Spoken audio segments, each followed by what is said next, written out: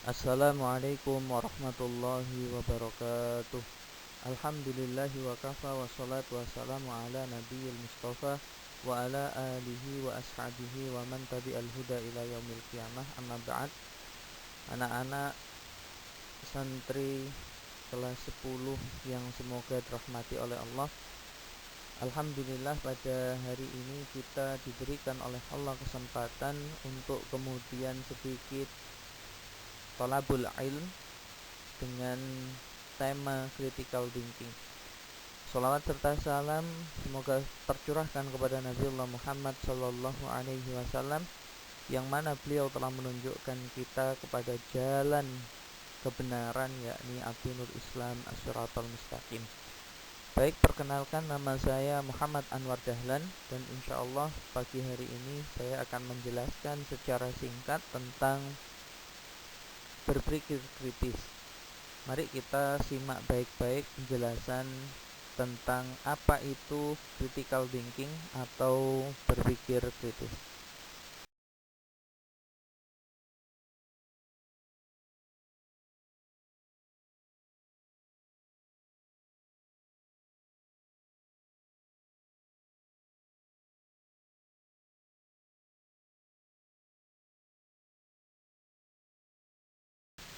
Baik, pada pagi hari ini kita akan membahas tentang berpikir kritis, dimulai dari yang pertama adalah apa itu berpikir kritis, yang kedua adalah bagaimana cara berpikir kritis, yang ketiga adalah apa manfaat dari berpikir kritis, dan yang keempat adalah adakah contoh yang kemudian diambil dari Al-Quran dan As-Sunnah. Oke, let's begin.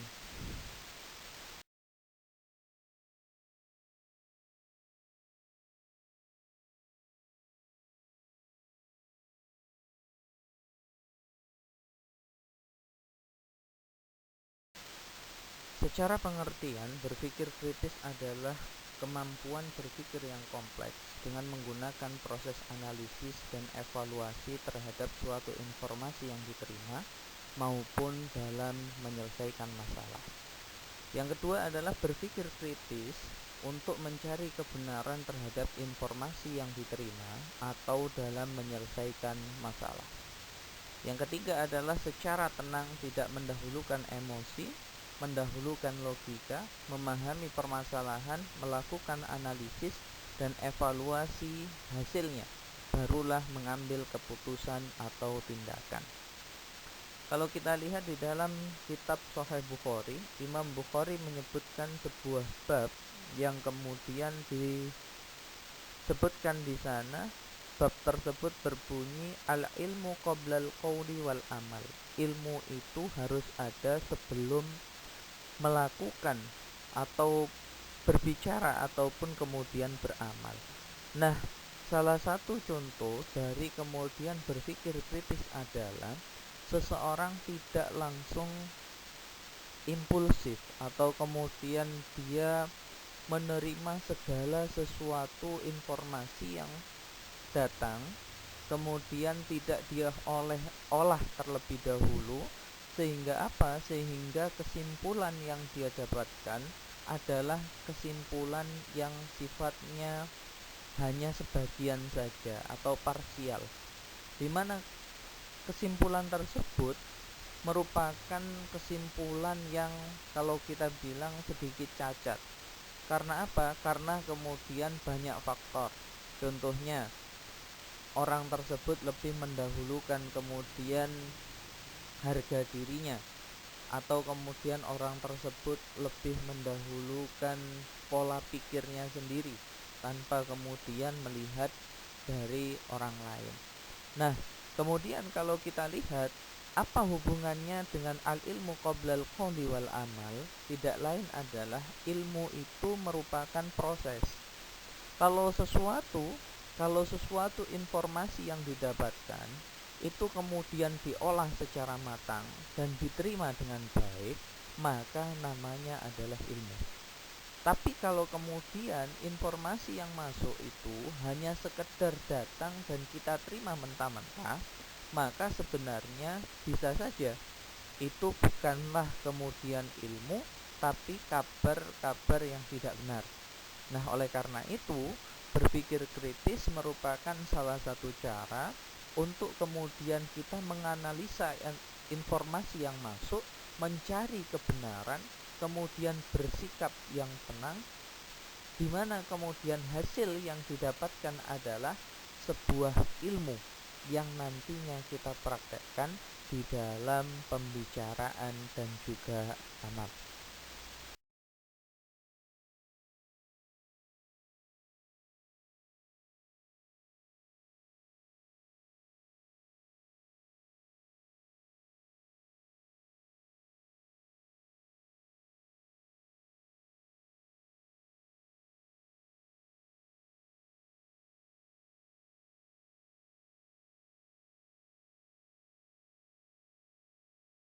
Yang kedua adalah bagaimana cara berpikir kritis.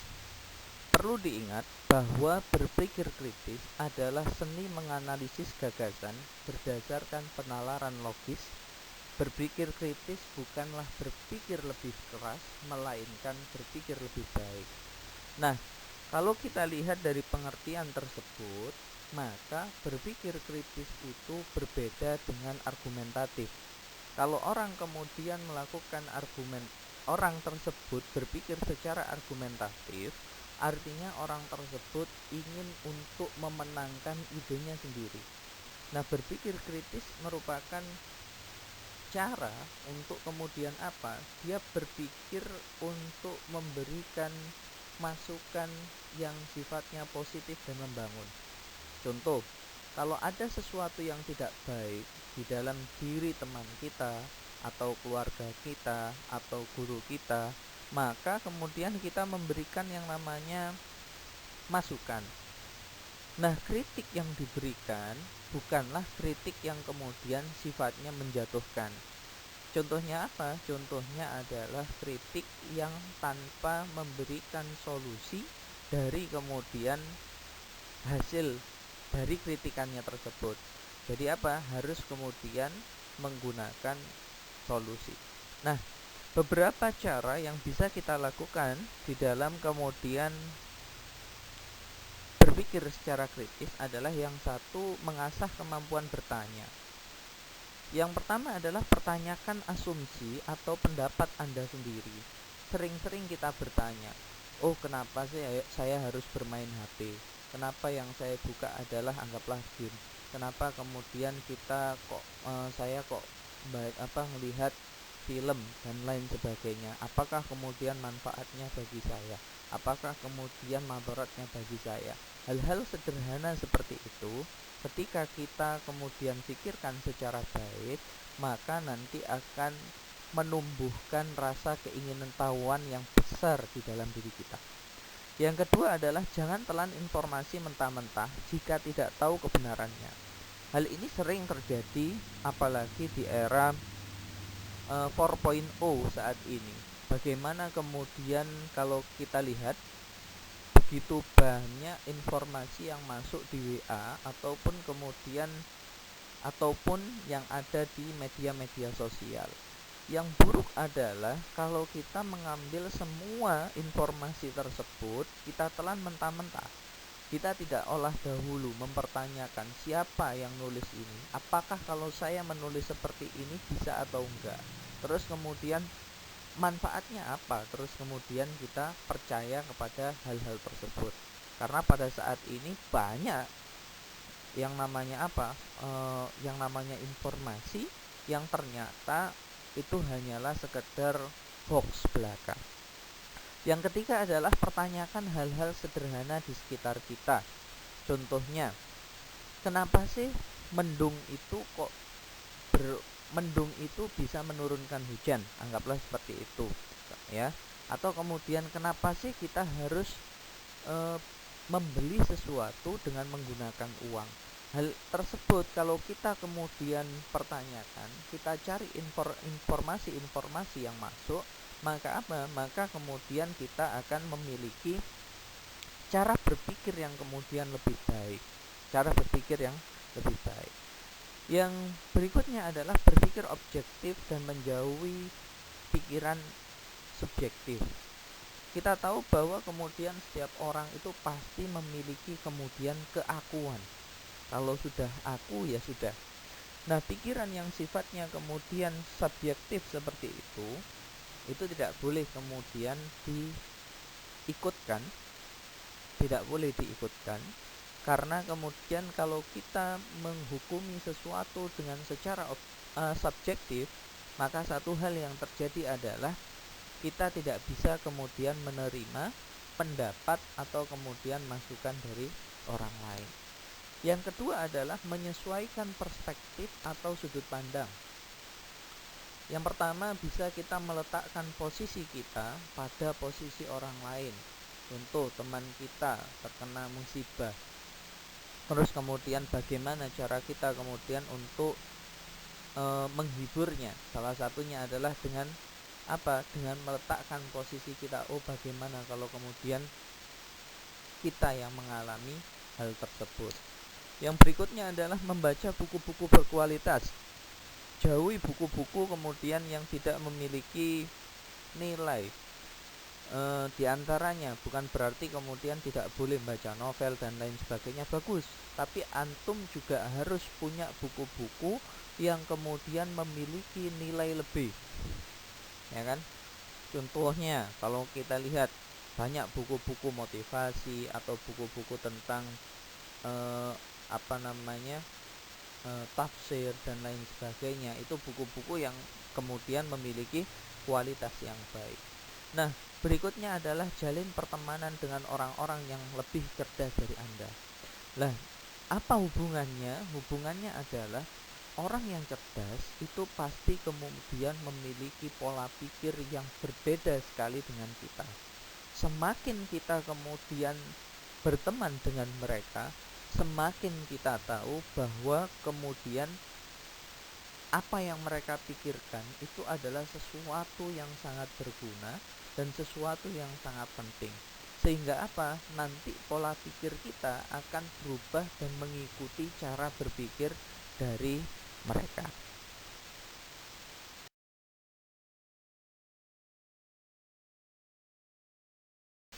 Yang berikutnya adalah memahami semua opsi atau pilihan untuk Anda.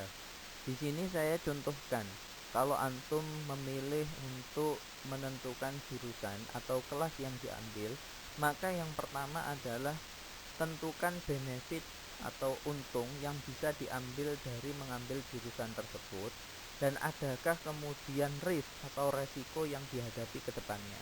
Contoh, antum kemudian ahli di dalam bidang matematika, kemudian antum ingin masuk di dalam kelas IPA. Pikirkan juga kemudian apakah saya sanggup untuk kemudian belajar di kelas itu. Oleh karena itu, minat dan kemampuan antum sangat dibutuhkan. Sehingga apa? Sehingga ketika antum sudah mengambil kemudian jurusan tersebut, tidak ada istilahnya menyesal di jalan atau kemudian merasa bahwa ternyata saya dari dulu ini salah jurusan. Nah, itu sesuatu yang sangat tidak boleh.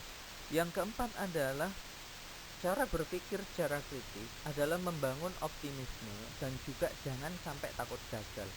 Contoh, setelah menentukan jurusan Anda, antum pasti tahu kalau kemudian di depan itu sudah ada kendalanya.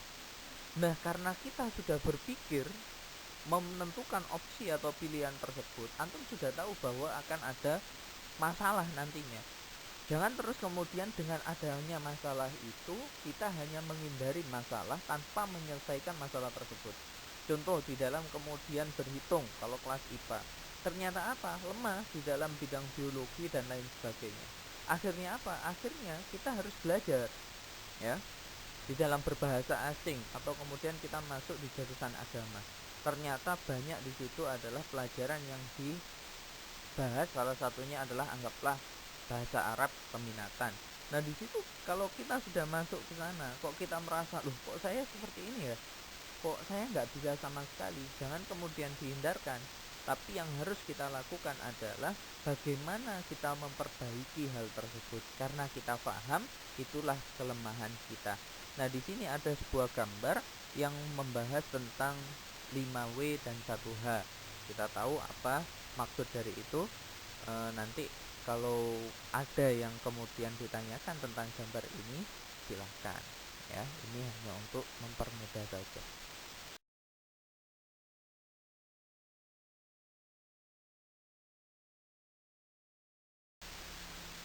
Baik, manfaat berpikir kritis yang pertama adalah kemampuan berpikir jernih dan rasional. Dengan hal ini seseorang akan mudah menyelesaikan masalah tanpa kemudian mengedepankan ego dan perasaan, alias tidak kemudian lebih dia bersikap objektif, tidak kemudian subjektif atau memikirkan dirinya sendiri. Yang kedua adalah mudah beradaptasi, karena kemudian seseorang tersebut sudah memahami kondisi dan situasi yang dia hadapi, maka kemudian dia sangat mudah di dalam kemudian menempatkan posisinya di masyarakat atau kemudian di antara teman-temannya, apa yang harus saya lakukan dan lain sebagainya. Yang ketiga adalah tidak mudah terpengaruh tren negatif, karena dia menimbang dengan benar dari pergaulan yang dia ikuti, tren apa yang kemudian ada, ya. Dan dia tidak hanya berpikir tentang wah, yang penting saya senang, yang penting saya baik, tidak. Tapi apa yang dia pikirkan adalah kalau saya mengikuti ini, apakah yang terjadi terhadap diri saya, apakah yang terjadi kepada keluarga saya dan juga orang-orang di sekitar saya jikalau kemudian nanti terjadi suatu masalah. Yang berikutnya adalah terhindar dari kabar hoax. Kita tahu bahwa banyak sekali kemudian kabar bohong di masyarakat saat ini.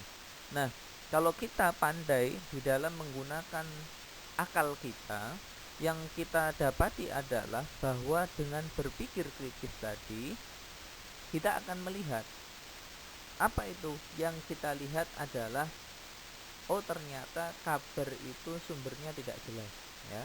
Kita sering melakukan verifikasi data, kita sering kemudian melakukan validasi data, sehingga apa, data yang masuk ke kita tidak langsung kita share ke orang lain, tapi kemudian kita timbang, kita lihat, kita ketahui, ya. Yang kalau kemudian saya contohkan, sering kita itu dapat WA, tidak langsung kita kemudian share, tapi yang kita lakukan adalah bisa enggak sih kalau seorang, ya kan, seorang Anwar Dahlan anggaplah membuat tulisan yang modelnya seperti itu, atau kemudian orang yang bahkan lebih istilahnya tidak tidak lulus SMA, apakah bisa kemudian membuat tulisan seperti itu? Apakah semua orang bisa membuat tulisan seperti itu? Nah, itu kemudian membuat kita apa? Akhirnya nanti jikalau kita mau menge-share sesuatu, maka kita pikirkan dulu, oh iya, ini benar atau salah, begitu.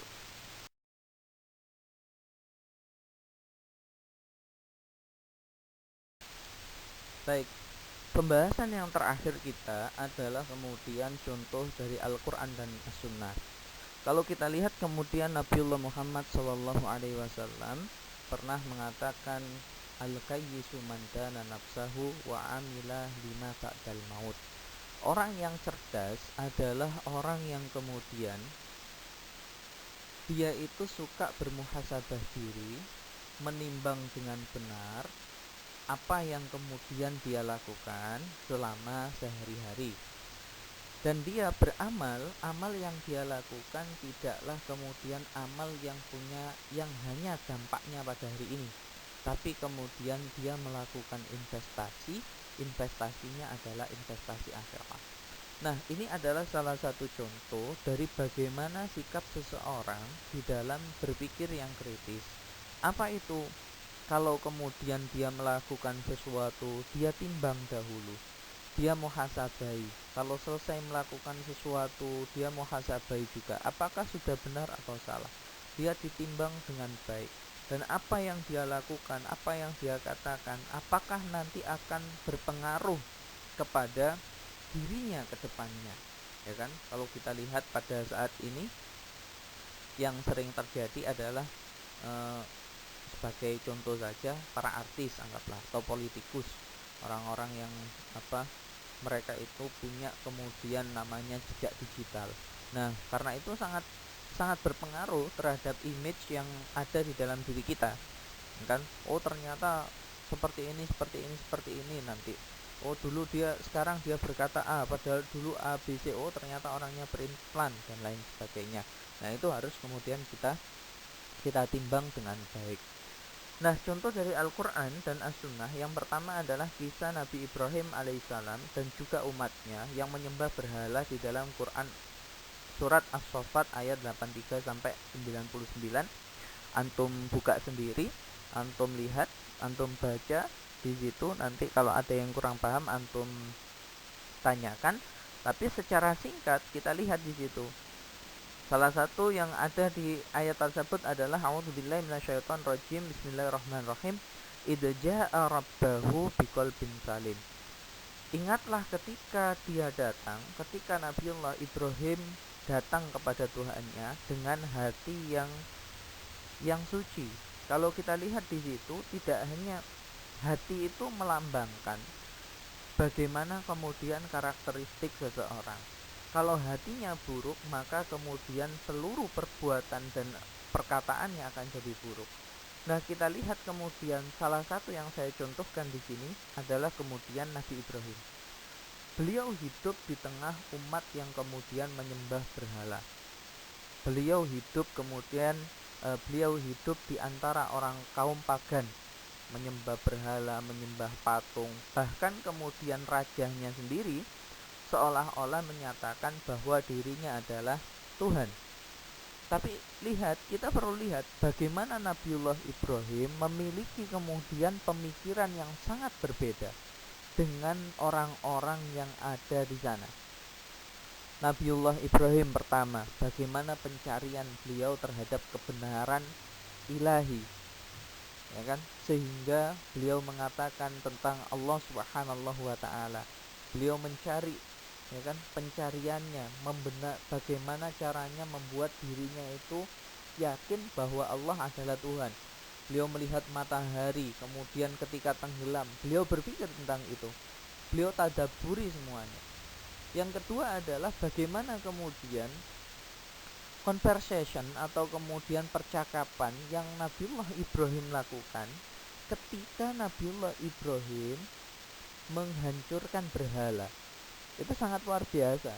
Bagaimana kemudian Nabi Ibrahim menanyakan tentang, loh, kamu berhala, kamu kok nggak mau makan? Itu kan makanan untuk kamu. Nah, sampai seperti itu. Seolah-olah Nabi Ibrahim itu ingin meyakinkan, loh, ini kamu itu sesuatu yang tidak bisa bergerak. Sebelum kemudian Nabiullah Ibrahim menghancurkan patung-patung tersebut. Nah, yang bisa kita ambil di sini adalah umat Islam atau para santri-santriawati ini haruslah menjadi agen of change, agen perubahan, bukan kemudian menjadi orang-orang yang mudah untuk dirubah oleh keadaan atau dirubah oleh kemudian budaya atau kemudian pola pikir yang tidak benar. Haruslah seorang muslim itu memiliki kemudian pendirian yang kuat. Itulah yang nanti membuat kita tidak goyah. Itu adalah salah satu kemudian praktik dari dari kemudian berpikir kritis. Kita tanyakan, Nabiullah Ibrahim mempertanyakan tentang ini, sifatnya adalah ketauhidan. Bagaimana, kenapa orang-orang kemudian menyembah yang namanya berhala? Apa untungnya bagi mereka dan lain sebagainya.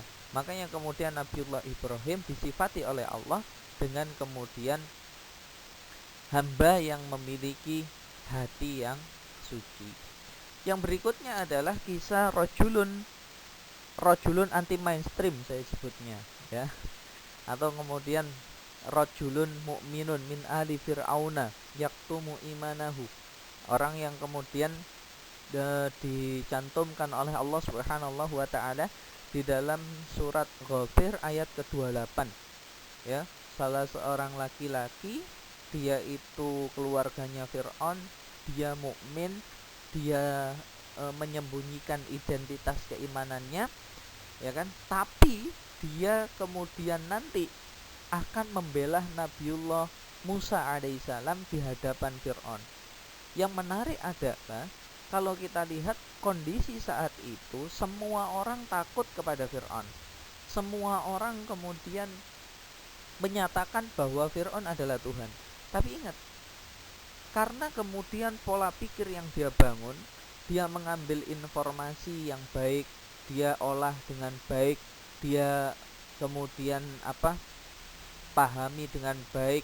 Setelah kemudian analisisnya selesai, dia kemudian memutuskan bahwa bahwa Fir'aun hanyalah seorang manusia biasa dan yang benar adalah Nabiullah Musa alaihissalam. Nah, itu adalah sesuatu yang luar biasa. Kisah dari As-Sunnah ada dua. Bagaimana kalau kita lihat, yang pertama adalah kisah Ashabul Ukhdud. Kalau kita tahu kisahnya si Ghulam,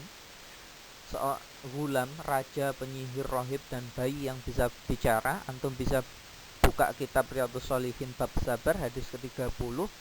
Kisah tentang Ghulam yang diangkat oleh penyihir untuk kemudian menjadi suksesor, tapi malah kemudian lebih suka untuk mendengarkan apa yang disampaikan rohib sampai kemudian beriman. Nah, ini juga cara seorang pemuda itu enggak hanya kemudian mudah untuk didikte, tidak, tapi dia harus punya kemudian pola pikir yang baik, yang dengan itu dia menganalisis informasi-informasi yang masuk, sehingga sehingga apa yang dia bicarakan dan dia lakukan adalah sesuatu yang kemudian bermanfaat. Nah, kalau kita contohkan Ghulam, raja itu punya seorang penyihir. Penyihir tersebut adalah penyihir kelas wahid di sana. Dia ingin punya suksesor.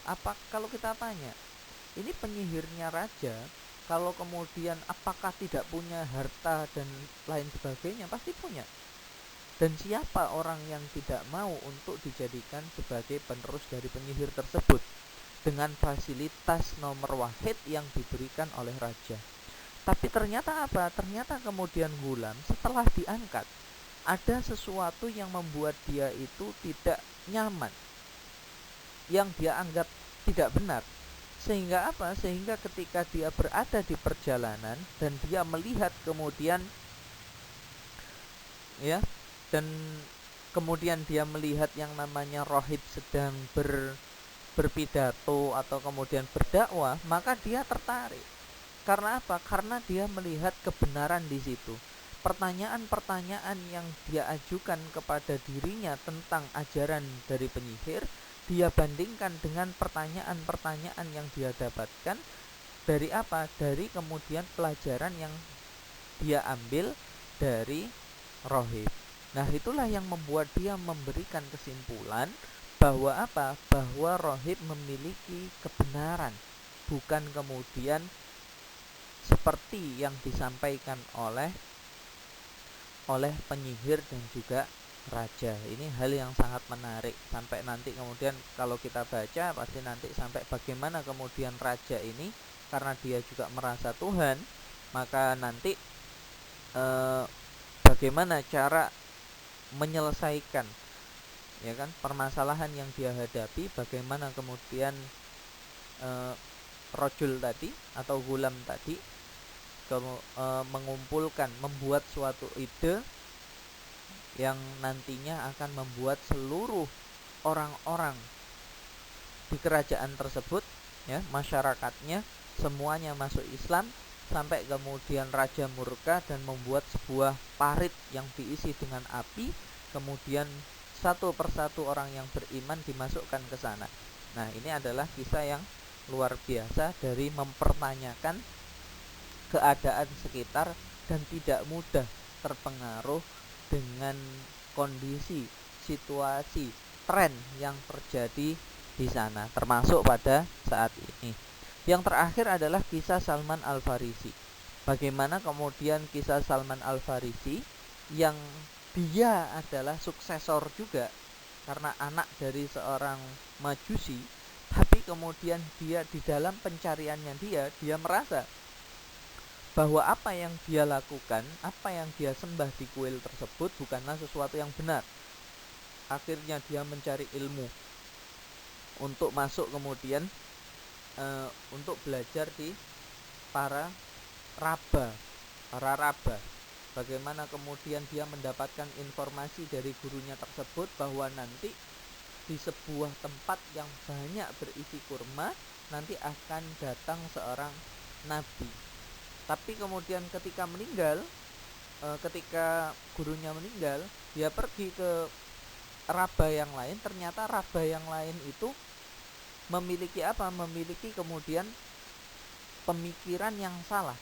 Sampai kemudian sampai kemudian diungkap oleh Salman Al-Farisi, sampai kemudian Salman Al-Farisi pindah dan lain sebagainya, sampai kemudian Salman menjadi seorang budak dan kemudian budak dari seorang Yahudi, sampai kemudian kedatangan Nabiullah Muhammad SAW ke kota Madinah. Itu sangat luar biasa bagaimana perjalanan keimanan Salman Al-Farisi yang bersumber dari pertanyaan terhadap apa yang dia lihat, apa yang dia dengar, apa yang kemudian diajarkan kepada dia.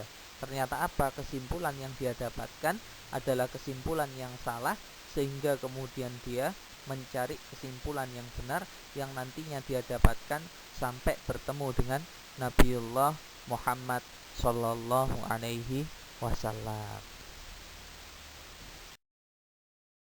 Baik, mungkin itu saja yang bisa kemudian kami sampaikan.